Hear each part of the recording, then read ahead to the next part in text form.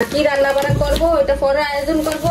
মাছটা কিন্তু অনেক বড়, দামটাও কিন্তু অনেক বেশি দিচ্ছে। কালারটা কিন্তু সেরকম দেখা যেতেছে, কালারতে ক্লিপেট ভরা যায়। কতগুলো তেল হয়ে গেছে, তেল বেশি দিয়ে দিছি। এখানে ভাড়ার পুতা রেডি। এখন আমি করব ভর্তা। এই যে ভর্তাটা করে নেব। ভর্তাটার কালারটা কি সুন্দর দেখা যাচ্ছে না, সবুজ সবুজ। আসসালামু আলাইকুম, সবাই কেমন আছেন? আশা করি সবাই ভালো আছেন। আজকে কি কি বাজার আনলাম তাই দেখাবো। এই যে এখানে আছে ভেন্ডি, আর এখানে করলা, এখানে আছে চিচিঙ্গা, আর মিষ্টি কুমড়া আনছি। মিষ্টি কুমড়ার সাথে এখানে কাঁচামরিচ আছে, কাঁচামরিচও নিয়ে এসছি। আর এটা হচ্ছে দুধ, এই যে দুধ নিয়ে এসছি। আর এখানে মশারির ডাল, আদা আর রসুন। এখানে আনছি মুরগি একটা, আর আনছি মাছ, রুই মাছ। আমি যতবারই মাছ কিনি ততবারই মাছের পেটে ডিম হয়, কেন জানি না। আমি কিন্তু ডিম দেখা কিনি না, তারপরও ডিম হয়ে যায়। এটার কিন্তু পেটটাও বেশি উঁচা ছিল না, আমি ভাবছি হয়তো ডিম হইব না। আমি মানে যার কাছ থেকে মাছ কিনছি ওনারা বলছে যে ডিম হইলে কিন্তু এটা দিয়ে না, হইব না। ডিম হইতেও পারে, নাও হইতে পারে। আর ভাবছে যে ডিম হইব না, পরে নিছি, পরে কাটার পরে দেখে ডিম। আরেকবার একটা মাছ আনছি, তাও কিন্তু ডিম হয়েছে। এই বাজার নিয়ে আসলাম। আর কি রান্না বান্না করবো এটা পরে আয়োজন করব, এই আর কি। বাজার এগুলো আজকে নিয়ে আসলাম। এখানে কিন্তু মাছটাও আমি কাইটা নিছি, মুরগিটাও কাইটা নিছি। এই যে মাছটা কাইটা নিছি, মাছটা কিন্তু অনেক বড়, দামটাও কিন্তু অনেক বেশি দিচ্ছে। কিন্তু ডিমগুলো দেখাই আমার মনটা খারাপ হয়ে গেছে। এতগুলো ডিম হইব আশা করি না।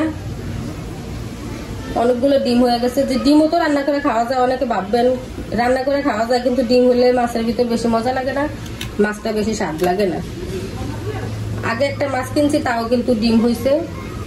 এখনকারটা আমি ডিম যেন না হয় ওরকম দেখে কিনছি, তারপরে অনেকগুলো ডিম হয়ে গেছে। কি আর করার আছে, নিয়ে তো আসছি, দামটাও অনেক বেশি নিচ্ছে। আর এখানে মুরগিটাও কাইটে নিছি, মাছটাও কাইটে আমি ধুয়ে নিছি। এখন আমি এগুলা ফ্রিজে রেখে দিব। আর রান্না বাড়া যা করবো তা আরেকটু পরে আমি আয়োজন করবো, এই আর কি।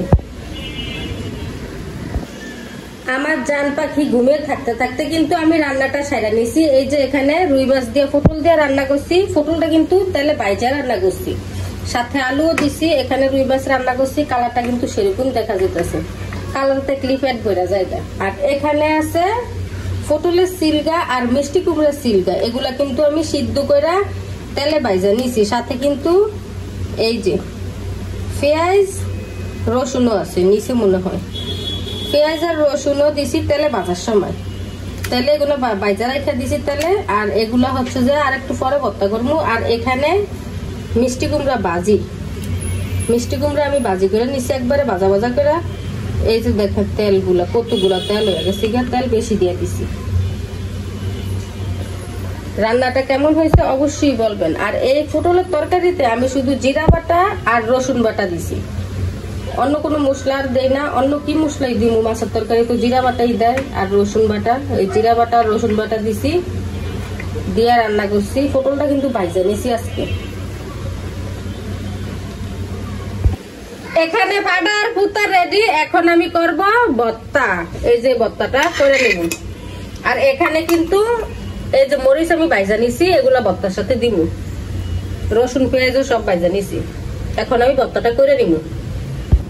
ভর্তাটা কিন্তু আমার বানানো হয়ে গেছে। এই যে দেখেন এত সুন্দর গ্রান বের হয়েছে ভর্তাটার, মনে হয় সবকিছু ভাইজা নিছি। দীক্ষা তেলে একবারে ভাজা ভাজা করে নিছিলাম আমি, মরিচটাও ভাইজা নিছি। আর কাঁচা মরিচ দিয়ে বানালে কিন্তু বেশি গ্যারান বের হয়েছে মনে হয়, মজাও হয়েছে কিন্তু অনেক। একটু লবণ টেস্ট করছি, দেখে অনেক মজা লাগতেছে। আমি অবশ্য কাঁচামরিচ দিয়ে বেশি ভর্তা করি না, শুকনো মরিচ দিয়ে করি বেশিরভাগ। আজকে কাঁচামরিচ ভাইজা ভর্তা করছি, মজাও কিন্তু লাগতেছে। হঠাৎ করে করছি তো কাঁচামরিচ দিয়া। কেমন হয়েছে অবশ্যই বলবেন। ভর্তাটার কালারটা কি সুন্দর দেখা যাচ্ছে না, সবুজ সবুজ, কিন্তু জাল হয়েছে অনেক।